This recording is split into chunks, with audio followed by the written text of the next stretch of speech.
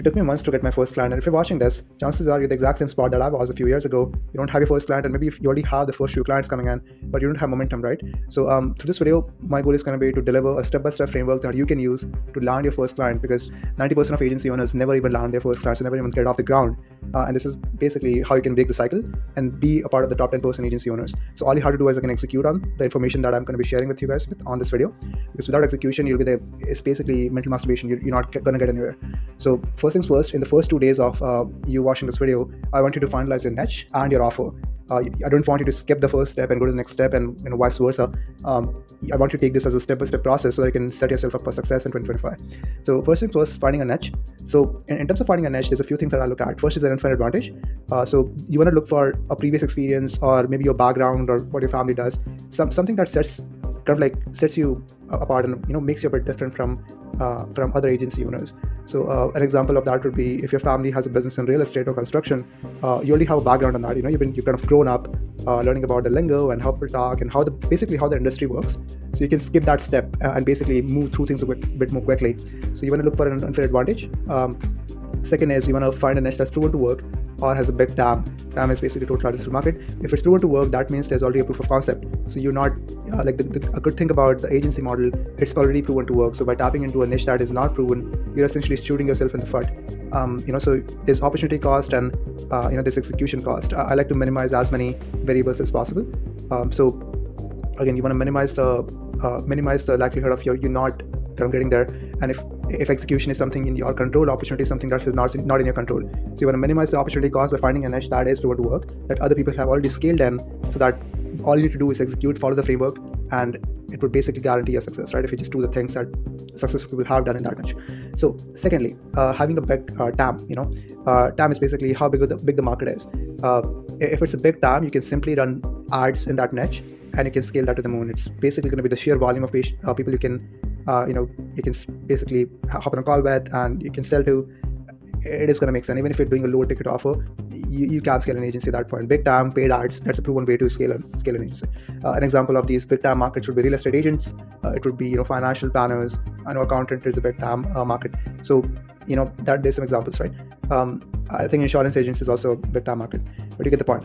Third is having money. So if the businesses in their niche don't have money, they won't be able to afford your services, right? And you have to discount them. And so ideally, you want to pick a niche that has that actually has a problem and has the money to fix them. They really want to get it fixed and they have the money, right? So there's a few things that you want to look for.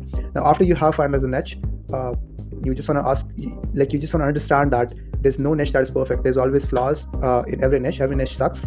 So just don't get bogged down in the shiny object syndrome and try to hop from niche to niche, because every time you do that, you reset your progress, you start from ground zero, and you won't make any relevant progress like that.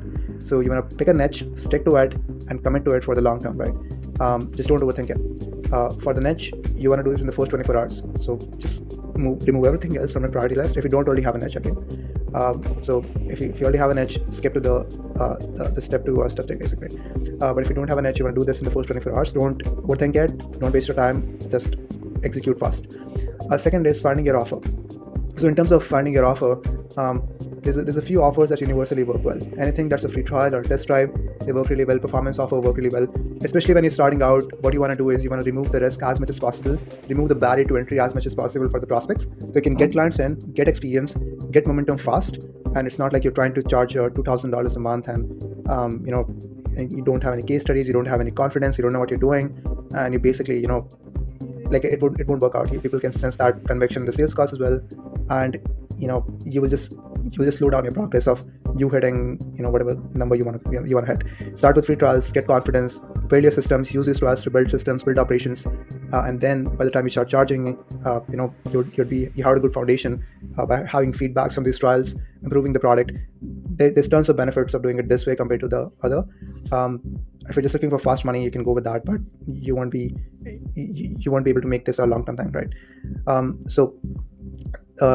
Also, what you can also do is to find proven offers. You can go to Ads Library and you can search for niches, basically agencies in your niche, and you can look for what kind of offers they are running, right? So you can kind of go from there as well. Step 2. So after you've done this in the first 48 hours, finding a niche, finalizing it, finding your offer, finalizing it, Then you want to move to free prospecting channels, right? So you want to have two free prospecting channels. Obviously, when you're starting out, you can't do paid prospecting. If you can do if you have the money saved up and you can do a paid prospecting channel, running paid ads is the best thing by far.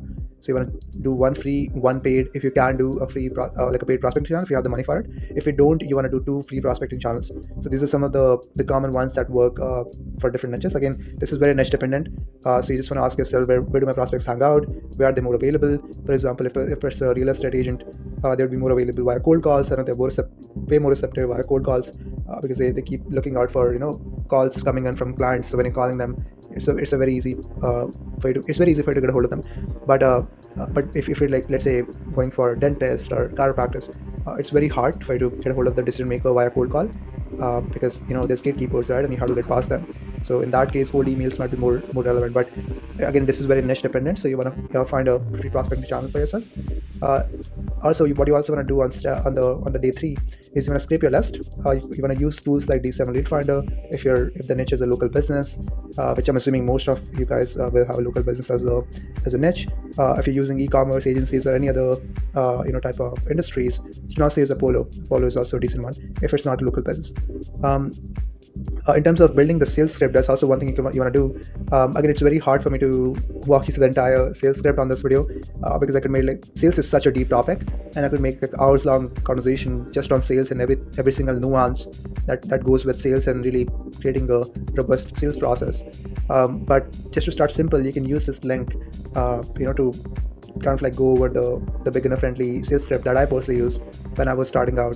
So just click on this and it will take you to a Notion document, and you can use that sales script. If you want access to this document, just leave a comment below, or you can join the Discord and you will get access to this.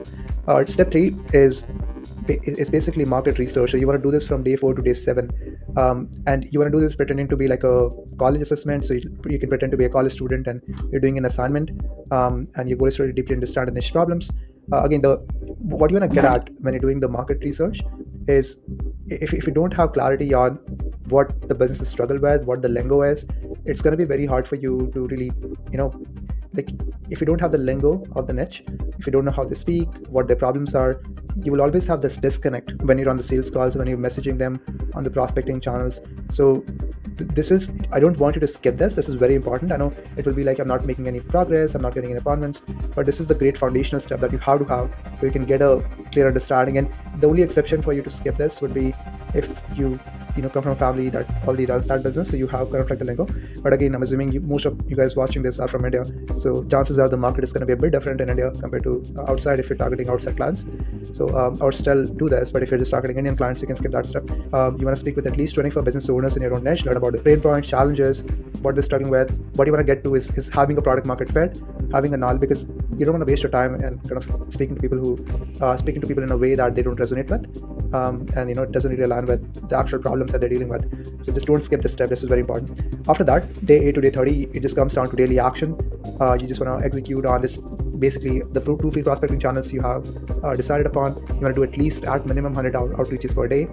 You want to follow up. So as soon as you get a positive reply, you want to call them within 5 minutes. And if they don't pick up, you want to follow up with them every day, twice a day, for at least at minimum 7 days. Until you get a response. Once you have the sales call with them, you want to show up prepared. You want to have an automatic reminder sequence. You want to confirm the calls 24 hours before the appointment to make sure you get a high show rate. You want to track all the metrics. Again, this tracking the metrics part, you can even do this after you get the client. But again, this is like these. I'm talking about foundational things, right? These are very surface level and beginner level things that you can do. Tracking the metrics are very important, because without that, you kind of driving blindfolded. You don't know where you're going. If something is not working out, you're almost guessing, and you're basing the decisions based on emotions, which is never good. So you always want to do that, and just commit to doing the daily actions that you already know you need to do, what you can control, and just trust the process. Trust that over time the compounding effect will happen, and you will. And basically, this is how I did it, right? This is how I land my first client, and more importantly, this is pretty much how I repeated this process and again, and I over time basically I had 10K a month right now, just like that. So obviously after you cross 10K a month, there's additional things, but this was supposed to be a beginner level guide that you guys can use to land your first client, get some momentum, and kind of go from there. So if you have any questions on that, please let me know. Thanks.